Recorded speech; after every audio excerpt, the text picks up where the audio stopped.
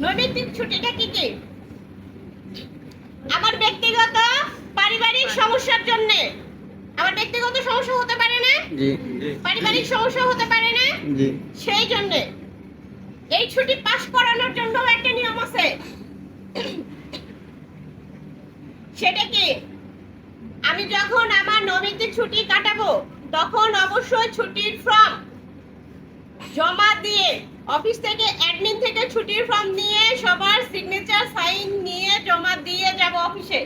কিন্তু আমার তো এমন কিছু সমস্যা হলো যেটা আমি বলতে পারলাম না।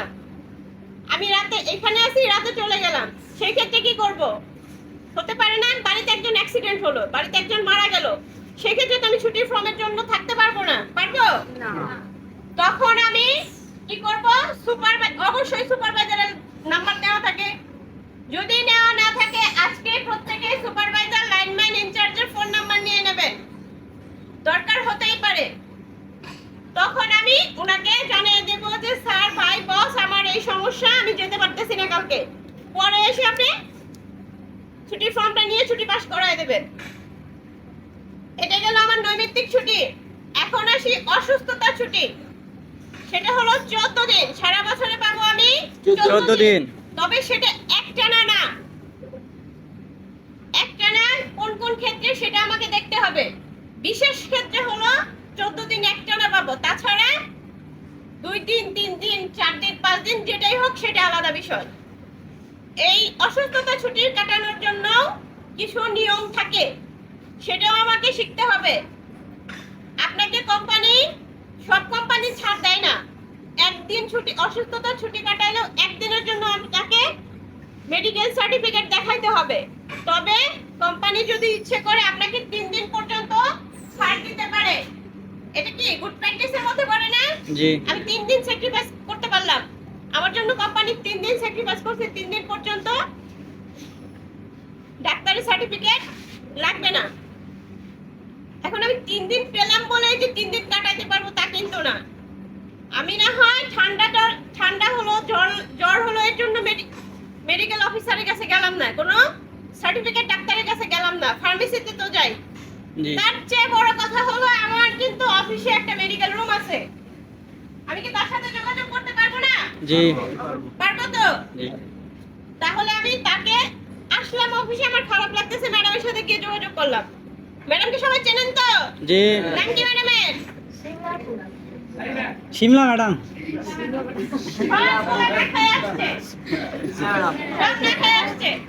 নাম কি সবাই কি না খেয়ে আসছে? না। তাহলে কথা নাই কেন? ওনার নাম হলো শিমলা। ওনার নামটাও আপনাকে মুখস্থ রাখতে হবে।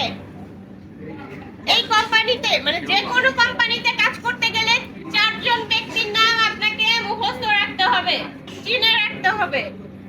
তার মধ্যে হলো, মেডিকেল থেকে আসি আমি, মেডিকেল অফিসার মানে ডাক্তার, মেডিকেল অ্যাসিস্ট্যান্ট, নার্স যে থাকবে, এই 2 জন। ওয়েলফেয়ার অফিসার আমি, আরেকজন হলো ফায়ার সেফটি অফিসার, যে বর্তমানে আমাদের এখানে নাই। এই 4 জন প্রত্যেকটা কোম্পানিতে বাধ্যতামূলক রাখতেই হবে একটা কোম্পানি চালাইতে গেলে। এবং আপনাদের কাজ হলো এই 4 জনকে চিনে রাখতে হবে, তাদের নাম মুখস্থ রাখতে হবে। যে কোনো বায়ার ভিজিট হোক, অডিট হোক, যাই হোক না কেন, এরা আপনাদের প্রশ্ন করবে যে এরা আছে কিনা অফিসে, এবং তাদেরকে আপনারা চেনেন কিনা। যদি চিনেও বলেন চিনি না, তাহলে আমার ব্যর্থতা, যে আমি আপনাদেরকে শিখাইতে পারিনি, তার মানে আপনাদের সাথে আমার সম্পর্ক ভালো না, এক কথাতেই শেষ। অসুস্থতাটা গেল, এখন তারপরে বাকিগুলো যা আছে সেগুলো বলি। আর্ন লিভ, ছুটির টাকা করেন না? জি। কয়েকদিন আগে মুখস্থ করছিলেন। আমরা কিন্তু ওইদিকে যাবো না, জাস্ট মজা করার জন্য বললাম। আর্ন লিভ, একটানা 1 বছর একটা কোম্পানিতে কাজ করার পর আপনি ওই ছুটির সুবিধার মধ্যে পড়বেন, ওই ছুটির আওতায় পড়বেন। গেল এটা সাপ্তাহিক ছুটি। আমাদের সাপ্তাহিক ছুটি কি বার? শুক্রবার। শুক্রবার। শুক্রবার তো খোলা যায় এই জানি নাকি দেয় না। সাপ্তাহিক ছুটি শুক্রবার। আচ্ছা সেটাও বলবো আমি। সেটাও বলবো। তারপরে আছে কি ঠিক আছে আমার মেয়েদের জন্য একটা ছুটি আছে, মাতৃত্বকালীন ছুটি। ছেলেরা কি করবে এখন? আমি মেয়েদের সাথে গল্প করি, ওরা কোনো উত্তর দেয় না।